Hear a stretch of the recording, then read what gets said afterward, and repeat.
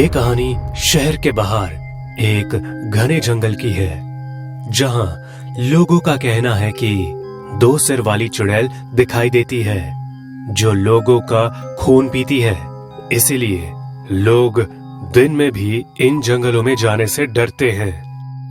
शुभम और मनदीप फिल्म देखकर घर लौट रहे थे। अरे आज तो मजा ही आ गया, इतने दिनों बाद पिक्चर देखी। क्यों यार, क्या बोलता है? अरे मुझे डर लग रहा है, अब जंगल का रास्ता चालू होगा। वो दो सिर वाली चुड़ैल यहीं जंगल में रहती है। तू पागल है क्या? चुड़ैल होती ही नहीं है, और वो भी दो सिर वाली चुड़ैल, वो तो हो ही नहीं सकती है। अरे यार तू ऐसा मत बोल, बस नीचे देख और चलते रह। अबे यार, तू हमेशा छोटी छोटी बातों पे डर जाता है। सुना, अब भी यही बोलेगा तू? अरे कोई जानवर होगा। तू भी ना बहुत बड़ा वाला बेवकूफ है। शुभम निडर बनकर चलने लगता है और मनदीप उसके पीछे पीछे डरा सहमा चल रहा है। कुछ दूर जाने के बाद पेड़ जोर जोर से हिलने लगे। अरे बिना हवा के ये पेड़ इतने क्यों हिल रहे हैं? शुभम बुरी तरह डर जाता है, हाथ पैर कांपने लगते हैं। भागने की कोशिश करता है, भागते भागते गिर जाता है। अबे क्या हुआ? पेड़ के ऊपर देख। पेड़ के ऊपर दो सिर वाली चुड़ैल थी। अच्छा, मुझे डरा रहा है। चुपचाप चल, मैं डरने वाला नहीं हूं।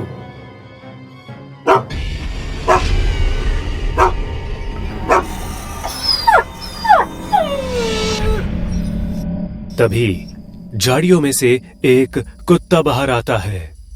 कुत्ता जख्मी है। कुत्ते को देखकर शुभम और डर गया। उसके माथे से पसीना टपकने लगा। जरूर दो सिर वाली चुड़ैल ने ही कुत्ते को काटा है। चुप ओए, कोई जंगली जानवर होगा। छोड़, जल्दी निकलते हैं यहाँ से, जंगल बस खत्म ही होने वाला है। दोनों जल्दी जल्दी चलने लगते हैं। पेड़ भी जोर जोर से हिलने लगता है। दोनों की नजर पेड़ के ऊपर बैठी दो सिर वाली चुड़ैल पे जाती है। डर से दोनों भागने लगते हैं। चुड़ैल भी एक पेड़ से दूसरे पेड़ पर छलांग मारती है। चुड़ैल पेड़ से नीचे आ जाती है और अपने हाथ और पांव दोनों से भागने लगती है। अरे ये क्या हो रहा है? भागो! दोनों दोस्त चिल्लाते हुए जंगल पार कर लेते हैं और पीछे देखते हैं, उन्हें दो सिर वाली चुड़ैल नहीं दिखाई देती। मरते मरते बचे हैं आज। जो हादसा शुभम मनदीप के साथ हुआ, वो जल्द ही आग की तरह पूरे शहर में फैल जाता है। जिन्हें दो सिर वाली चुड़ैल पे यकीन तक नहीं था, वो भी शाम होने के बाद जंगल के आसपास भी नहीं जाते थे। शहर में शंकर नाम का एक अपाहिज लड़का रहता था। शंकर को दिन भर लोगों की खरी खोटी सुननी पड़ती थी। अरे कैसा अपाहिज बेटा पैदा किया है तूने, ना कुछ कर पाता है, बस घर पे बैठे बैठे जानवरों की तरह खाता रहता है। ऐसा कोई बोलता है क्या अपने बेटे को? नहीं माँ, बोलने दो, मैं अपाहिज तो हूँ ना। हाँ तू है, कहीं जाके मर क्यों नहीं जाता? भगवान करे वो दो सिर वाली चुड़ैल ही तुझे खा जाए, कम से कम उसका तो पेट भरे। आप भी ना कुछ भी अनाप शराब बोले जा रहे हैं। उस रात शंकर घर से जंगल की तरफ चला जाता है, जहां लोग दिन में भी जाने से डरते हैं। दो सिर वाली चुड़ैल, आजा, मुझे खा ले, मैं यहीं हूँ, खा ले मुझे। काफी समय हो गया, पर फिर भी कोई नहीं आया। लगता है कोई दो सिर वाली चुड़ैल नहीं है, लोग ऐसे ही डराते हैं। अगर होती तो अभी तक मैं मर जाता। तभी जंगल से किसी के चलने की आवाज आती है। शंकर डर के पीछे घूमता है। कौन है वहां? अंधेरा होने की वजह से शंकर को कुछ दिखाई नहीं देता है, बस लाल आंखें दिखाई देती है और वो आंखें शंकर के पास आ रही होती है। शंकर डर के मारे कांपने लगता है। जैसे ही वो आंखें उसके नजदीक होती है, वो डर से नीचे गिर जाता है। शंकर के सामने 2 सिर वाली चुड़ैल खड़ी होती है। मुझे डरना नहीं है। मेरा इस दुनिया में क्या काम? मुझे मर जाना चाहिए। 2 सिर वाली चुड़ैल मुझे मार दे। 2 सिर वाली चुड़ैल की आंखें लाल हो जाती है। उसके 2 सिर बहुत ही डरावने दिखाई देते हैं। ये देखकर किसी की भी रूह तक कांप जाए। मैंने आज तक किसी की जान नहीं ली, तो तुझे क्यों मारूंगी? पर लोग कहते हैं 2 सिर वाली चुड़ैल सबका खून पी लेती है। खून नहीं पीती, बस लोगों को डराती हूँ। पर क्यों? क्योंकि मुझे अकेला रहना है जंगल में, शांति से। पर मैंने कभी किसी की जान नहीं ली। तू क्यों मरना चाहता है? बचपन से ही अपाहिज हूँ, किसी काम का नहीं। मार दो मुझे। मैं भी 2 सिरों के साथ पैदा हुई थी। लोग मुझे देवी की तरह पूछते थे। जब 16 साल की हुई, तब एक तांत्रिक ने मेरा अपहरण कर लिया और मेरी बलि दे दी अपनी शक्ति बढ़ाने के लिए। उस तांत्रिक की शक्ति तो नहीं बढ़ी, पर मैं ना मर सकी ना जिंदा रह सकी। मैं यही रह गई इन जंगलों में। और आज 2 सिर वाली चुड़ैल के नाम से लोग जानते हैं। वही लोग पहले मुझे देवी की तरह पूछते थे। आपके साथ बहुत बुरा हुआ। आप बुरे नहीं हो। मैं लोगों को ये जरूर बताऊंगा। कोई यकीन नहीं करेगा। मरने के बाद लोग याद तक नहीं करते। लोग मतलबी है और मतलबी ही रहेंगे। तू मेरा छोड़, अपनी जिंदगी बना। तेरे पास लंबी जिंदगी है दोस्त। मैं जीना चाहती थी, उस तांत्रिक ने मुझे जीने नहीं दिया। तेरे पास मौका है, जी ले अपनी जिंदगी, जी ले। चुड़ैल इतना बोलकर गायब हो गई। 2 सिर वाली चुड़ैल की कहानी शंकर के मन को छू गई। उसने ठान लिया कि वो जीवन को सार्थक बनाएगा और इस ख्याल के साथ वो जंगल से लौट गया। आज भी 2 सिर वाली चुड़ैल लोगों को डराती है। वो नहीं चाहती कि कोई भी उसके जंगल में आए। क्या हो अगर मैं आपसे कहूं कि एक शादी के दौरान पूरी की पूरी बारात ही एक साथ गायब हो जाए तो? यकीन करेंगे आप? आज की हमारी ये कहानी कुछ इसी पर आधारित है। आइए देखते हैं। 27 दिसंबर 2019 की ये तारीख, जब पार्थ की शादी होनी तय हुई थी। सारी तैयारियां जोरों से चल रही थी। शादी की रात शहनाइयों और बाजे के साथ बारात दुल्हन के दरवाजे पर पहुंची। मंडप किसी महाराजा की शादी जैसा सजा था। सब बहुत खुश थे। फेरों के लिए पार्थ तैयार था और उस वक्त उसकी दुल्हन मोहिनी भी हल्के कदमों के साथ थोड़े शर्मीले अंदाज में मंडप पहुंचती है। हाय, आज तो कुछ ज्यादा ही कमाल लग रही हो। क्या बात है? मोहिनी कुछ जवाब नहीं देती, बस हल्का मुस्कुराती है और मंडप में दाखिल होती है। इसके बाद शादी की विधि शुरू कराई जाती है। फेरे होते हैं और सारी रस्मों के साथ पार्थ और उसकी दुल्हन मोहिनी की शादी संपन्न होती है। तभी अचानक से पूरे वेडिंग हॉल की लाइट्स एक साथ चली जाती है और हर तरफ कोहरा अंधेरा छा जाता है। सारे बाराती हल्ला मचाने लगते हैं और इसी बीच पार्थ मोहिनी से कहता है, मोहिनी, तुम ठीक हो? ना जाने ये लाइट्स कैसे चली गई। लेकिन मोहिनी की तरफ से उसे कोई जवाब नहीं मिलता। खैर, वो इस बात को अवॉइड करते हुए तुरंत बाहर खड़े इलेक्ट्रिशियन को कॉल करता है। अरे सुरेश, यार ये लाइट्स कैसे चली गई अचानक? ऐसी लापरवाही तुम लोग कैसे कर सकते हो? अरे क्या साहब, आप भी कैसा मजाक करते हो? मैं तो वेडिंग हॉल के एग्जिट पर ही खड़ा हूँ। मुझे तो साफ दिख रहा है कि लाइट्स तो है। हैं? ऐसा कैसे हो सकता है? तभी अचानक लाइट्स वापस आ जाती है और फोन भी कट जाता है। पूरा वेडिंग हॉल वापस से जगमगा उठा। लेकिन जब सुरेश गौर से अपनी नजर घुमाता है तब वो एकदम भौचक्का रह जाता है। पूरा वेडिंग हॉल खाली था। सारे बाराती गायब थे। अरे, सब के सब कहां गायब हो गए?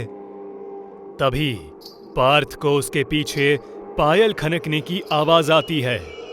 जब वो पीछे मुड़ता है तो देखता है दुल्हन बनी मोहिनी घूंघट किए उसके करीब आ रही थी। मोहिनी, ना जाने ये सारे लोग कहां चले गए। चलो पहले चलकर इनको देखते हैं। पार्थ ने इतना कहा, लेकिन मोहिनी ने इस पर जरा भी रिएक्ट नहीं किया और शांत खड़ी रही। पार्थ उसके करीब जाता है और उसे हिलाने लगता है, लेकिन तब भी मोहिनी ने कोई प्रतिक्रिया नहीं दी और अगले पल वो चुपचाप एक ओर जाने लगी। मोहिनी, ये क्या बिहेवियर है? कहां जा रही हो तुम? मोहिनी इस बार भी कोई जवाब नहीं देती और धीरे धीरे एक तरफ जाने लगती है। पार्थ भी उसके पीछे जाता है और कुछ देर बाद मोहिनी अपने कमरे में जाती है और वो इशारे से पार्थ को अंदर बुलाती है। पार्थ कुछ समय तक यूं ही खड़ा रहता है, लेकिन फिर वो अंदर चला जाता है, जो शायद उसकी जिंदगी की सबसे बड़ी लेकिन आखिरी भूल थी। वो अंदर कमरे में दाखिल होता है और तभी उसे कमरे में एक अजीब सी घबराहट महसूस होने लगती है।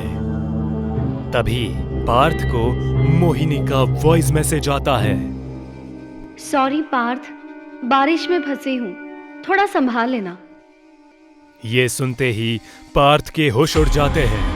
उसे अभी भी सामने मोहिनी दुल्हन के रूप में उल्टी तरफ मुंह किए खड़ी दिख रही थी, जिसने तो अभी फोन लिया भी नहीं। फिर ये सब कैसे हो सकता है? पार्थ एक बार कमरे के बाहर जाकर माहौल का पता लगाने की कोशिश करता है, लेकिन अभी उसके मन में ये विचार आया ही था कि कमरे का दरवाजा एकदम तेजी से बंद हो जाता है और साथ ही सामने खड़ी मोहिनी भी इस तरफ घूमती है। जैसे ही मोहिनी घूमी, उसके सिर से घूंघट उतर गया और उसकी आंखें एकदम काली हो गई। वो बिल्कुल एक चुड़ैल में बदल चुकी थी। उसके दांत जबान से बाहर निकल आए थे और सिर के बाल बड़े होने लगे। ये सब क्या हो रहा है? कौन हो तुम? तुम मेरी मोहिनी के लिबास में मेरे साथ ये छल क्यों कर रही हो? बहुत शौक है ना तुझे हर लड़की को बीवी बनाने का? मुझे भी शादी के झूठे वादे देकर घर से भगा ले आया और ऐन मौके पर मुझे धोखा देकर भाग गया। तुम स्नेहा हो? लेकिन तुमने तो खुदकुशी। हाँ, मैंने खुदकुशी कर ली, क्योंकि जो सपना मेरा जीते जी पूरा नहीं हुआ अब मरने के बाद होगा। अब तुझे मरना होगा। इसके बाद एक फांसी का फंदा अचानक से पार्थ के गले में फंसता है और पार्थ सीधा ऊपर टंगे झालर से फांसी खाता है और तड़पते तड़पते उसकी दर्दनाक मौत हो जाती है। आखिर में उसकी मंगेतर मोहिनी भी उस कमरे में पहुंचती है, लेकिन उसे भी पार्थ के लटके शव से ज्यादा कुछ नहीं मिलता। चुड़ैल बनी दुल्हन और उसने एक छल से अपना पुराना हिसाब लिया। एक गांव में अनु नाम की एक बौनी लड़की रहती थी जो उम्र में 20 साल की थी, पर ऊंचाई में वो छोटी थी। एक दिन अनु और उसकी 3 सहेलियां कॉलेज से घर की ओर जा रहे थे। सुनो सब, आज हम कुएं में तैरने चले? हाँ, अच्छा आइडिया है। चलो, बहुत मजा आएगा। हाँ हाँ, चलो। ए अनु, तुम कहाँ चली गई? तुम्हें तैरने आएगा? तुम तो अपने छोटे छोटे पैरों से तैर भी नहीं पाओगी। हाँ, और अगर पानी में डूब गई तो बेकार में हमारा नाम खराब हो जाएगा। इससे अच्छा ना तू घर जा और बाल्टी में तैर।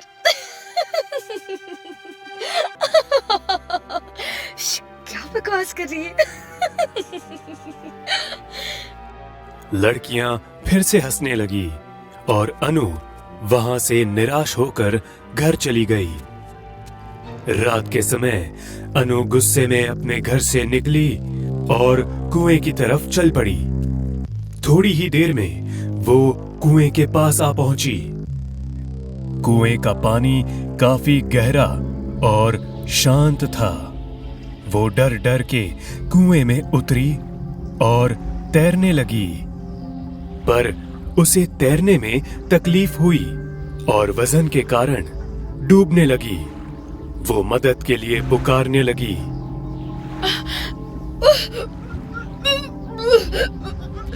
बचाओ, बचाओ, बचाओ, कोई है?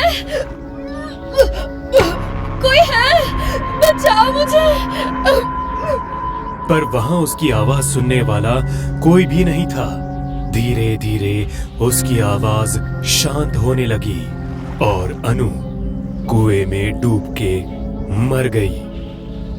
अनु के मरने के बाद बादलों का गरजना शुरू हुआ और अचानक से कुएं में जोर से बिजली आकर गिरी।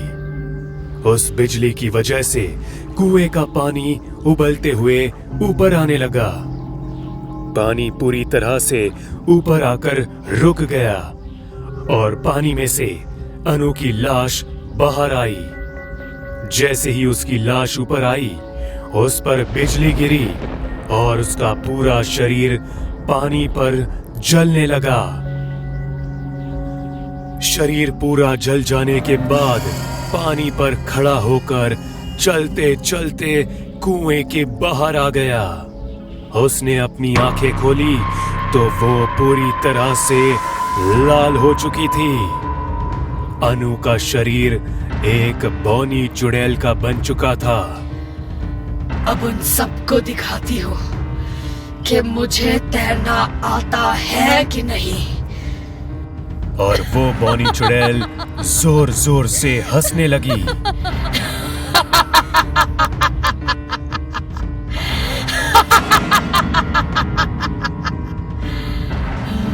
वो बौनी चुड़ैल हवा में उड़कर गांव आ गई और एक एक करके उन तीनों लड़कियों को सोते हुए उठाकर अपने साथ कुएं के पास ले गई। चुड़ैल ने उन्हें जमीन पर लेटाकर खुद कुएं में कूद गई और कुछ देर बाद तीनों लड़कियां होश में आई और अपने आसपास देखने लगी। रेखा, लीला, तुम दोनों, हम यहाँ कैसे आए? मुझे बहुत डर लग रहा है, बहुत डर लग रहा है। चलो यहाँ से चलते हैं। तुम आए नहीं हो, लाए गए हो। एक मिनट, ये आवाज तो कुएं से आ रही है। तीनों ने कुएं में झांक कर देखा तो अंदर अनु आराम से तैर रही थी। अनु, तुम इतनी रात को कुएं में क्या कर रही हो? और अभी वो आवाज किसकी थी? वो सब छोड़ो, अंदर आओ, तैरते हैं। मुझे ये ठीक नहीं लग रहा, चलो घर चले। तीनों लड़कियां जाने लगी। उतने में कुएं से आवाज आई, रुको, वरना सब मारे जाओगे। वो तीनों वहीं रुक गई। कुएं का पानी फिर से ऊपर आने लगा। इस बार वो बॉनी चुड़ैल पानी पर खड़ी थी। मैं कहती हूँ अंदर आओ। चुड़ैल को देखकर तीनों बहुत डर गई। लड़कियों को समझ में नहीं आया कि ये हो क्या रहा है। लड़कियों को कुछ समझ नहीं आ रहा था कि आखिर क्या करे। पर आखिर में हिम्मत करके वो पानी में उतरी और तैरने लगी। तुम लोगों ने मेरा मजाक उड़ाया था ना, अब तुम्हें इसकी सजा मिलेगी। तुम लोग इसी कुएं में हमेशा के लिए दफन हो जाओगे। उतना कहकर वो जोर से चीखने लगी। उसके चीखते ही तीनों लड़कियां डरने लगी और अचानक से चुड़ैल के ऊपर बिजली गिरी। बिजली के गिरते ही पानी का उबलना शुरू हुआ। पानी की गर्मी लड़कियों को महसूस होने लगी। वो पानी के बाहर निकलने के लिए तेजी से तैरने लगी। पर पानी बहुत उबल रहा था, इसीलिए उन्हें तैरने में तकलीफ हो रही थी। धीरे धीरे उनका शरीर लाल पड़ने लगा और मांसपेशियां जलने लगी। तीनों मदद के लिए पुकारने लगी, चिल्लाने लगी। बचाओ, बचाओ, बचाओ, बचाओ यहाँ से। कोई है, कोई है। चुड़ैल जोरों से हंस रही थी।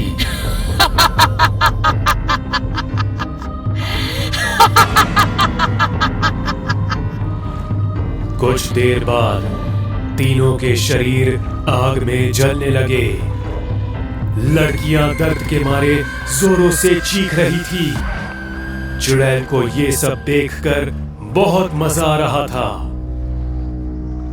आखिर में लड़कियों के शरीर पूरी तरह से जलकर पानी पर तैरते रहे। पानी फिर से नीचे जाने लगा। पानी के नीचे जाते ही उस चुड़ैल ने तीनों लड़कियों की लाशें उठाई और पानी के नीचे गायब हो गई।